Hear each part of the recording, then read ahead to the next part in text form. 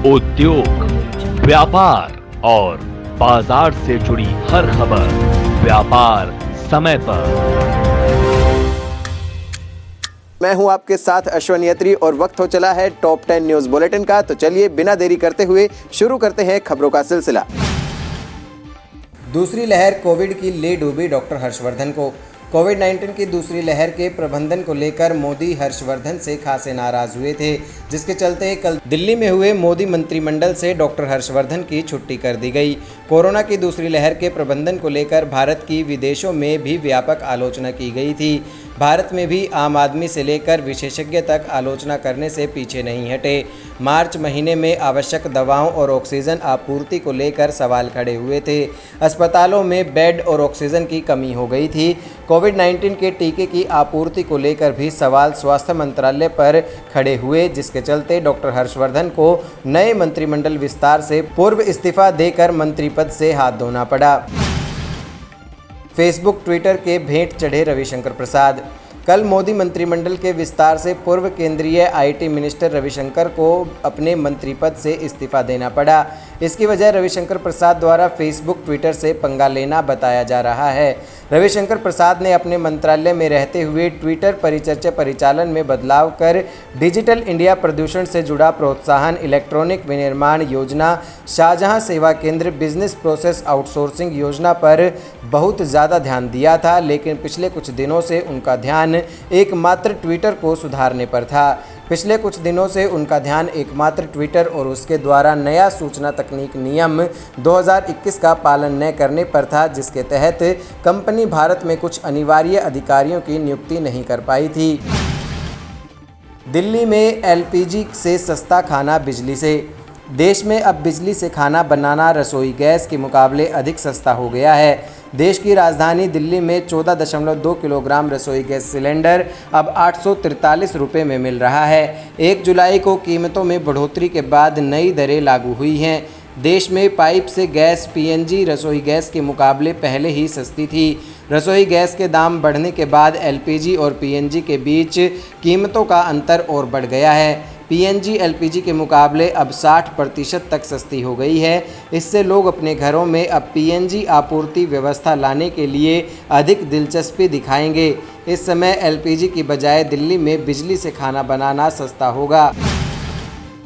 चांदनी चौक सौंदर्यीकरण के नाम पर दिल्ली सरकार कर रही व्यापारियों का शोषण। उत्तरी दिल्ली नगर निगम के पूर्व महापौर जयप्रकाश ने बताया कि दिल्ली सरकार चांदनी चौक के सौंदर्यीकरण के नाम पर व्यापारियों का शोषण कर रही है। दिल्ली सरकार चांदनी चौक में सफाई व्यवस्था की जिम्मेदारी निजी हाथों में देने की तैयारी कर रही है, जो गलत है। जयप्रकाश ने बताया कि सौंदर्यीकरण के नाम पर चांदनी चौक के व्यापारियों का भी कई वर्षों से शोषण हो रहा है। उन्होंने बताया कि गत दिनों हुई भारी बारिश के कारण चांदनी चौक क्षेत्र में भारी जलभराव हो गया था, जिसे हटाने में काफ़ी समय लगा। जम्मू कश्मीर में निवेश लाभ पर चर्चा।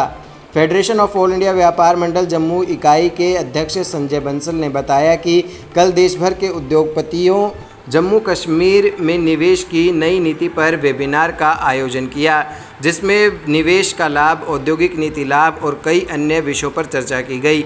वेबिनार का उद्घाटन प्रताप चंद सारंगी, राज्य मंत्री एमएसएमई, भारत सरकार, रंजन प्रकाश ठाकुर, प्रमुख सचिव उद्योग जम्मू ने किया।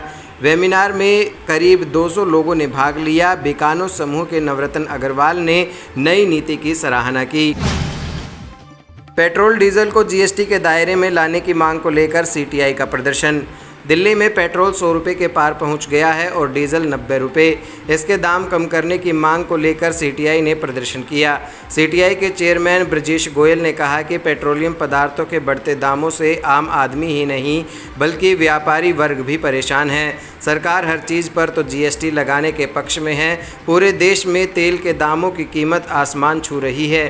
केंद्र सरकार ने पेट्रोल पर 13 रुपये और डीजल पर 16 रुपये प्रति लीटर एक्साइज ड्यूटी बढ़ाई थी और ये कहा था कि कोरोना लॉकडाउन के कारण सरकार के पास पैसा नहीं है और कोरोना के बाद हम इसको वापस ले लेंगे, लेकिन आज तक केंद्र सरकार ने उस बढ़ोतरी को वापस नहीं लिया है।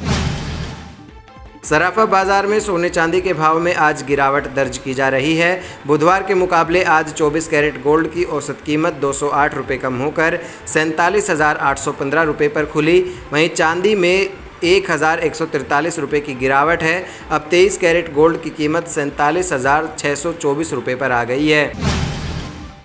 शेयर बाजार में रिकॉर्ड के साथ आज के दिन की कारोबार की शुरुआत हुई। BSE का 30 स्टॉक वाला प्रमुख समेधी सूचकांक सेंसेक्स पहली बार 53,000 के पार खुला। आज सेंसेक्स 10 अंकों की बढ़त के साथ 53,065 के स्तर पर खुला। वहीं नेशनल स्टॉक एक्सचेंज का निफ्टी 15,855 के स्तर पर खुला। इटालियन दोपहिया वाहन निर्माता कंपनी बेनेल दुनिया भर में अपने पावरफुल बाइक्स के लिए मशहूर है। अब कंपनी इंडियन मार्केट में अपने एक और नए प्लेयर को उतारने की तैयारी कर रही है। कंपनी आज 8 जुलाई को यहां के मार्केट में अपनी नई क्रूज़ बाइक बेनेल 502C को पेश करेगी। साथ ही इस बाइक की बुकिंग भी शुरू कर दी जाएगी। ये कंपनी की तरफ से भारतीय बाज़ार में पहली क्रूज़ मॉडल है। जुलाई महीने के शुरुआत के साथ ही दोपहिया वाहन निर्माता कंपनियों ने अपने वाहनों के दाम बढ़ाने शुरू कर दिए हैं। बजाज ऑटो से लेकर होंडा और KTM ब्रांड्स की बाइक के लिए अब आपको ज़्यादा रकम चुकानी होगी। हालांकि बजाज ऑटो ने अपनी मशहूर बाइक डोमिनार 250 की कीमत में कंपनी ने 16,800 रुपये की कटौती भी की है। तो आइए जानते हैं कि इन बाइक्स के दाम कितनी बढ़ोतरी की गई है। उम्मीद करते हैं आपको हमारे बुलेटिन खासा पसंद आया होगा। अगर आपको ये वीडियो हमारी पसंद आई है तो लाइक कीजिए, ज़्यादा से ज़्यादा लोगों तक शेयर कीजिए और हमारे चैनल को सब्सक्राइब करना बिल्कुल ना भूलें। और अगर आप ये वीडियो हमारे फेसबुक पेज पर देख रहे हैं तो हमारे पेज को ज़रूर लाइक करें। हमसे जुड़े रहने के लिए हमारे YouTube चैनल को सब्सक्राइब करें और नई वीडियो की नोटिफिकेशन के लिए बेल आइकॉन को दबाएं। अगर आप ये वीडियो Facebook पर देख रहे हैं तो लाइक जरूर करें और ज्यादा से ज्यादा शेयर करें। धन्यवाद।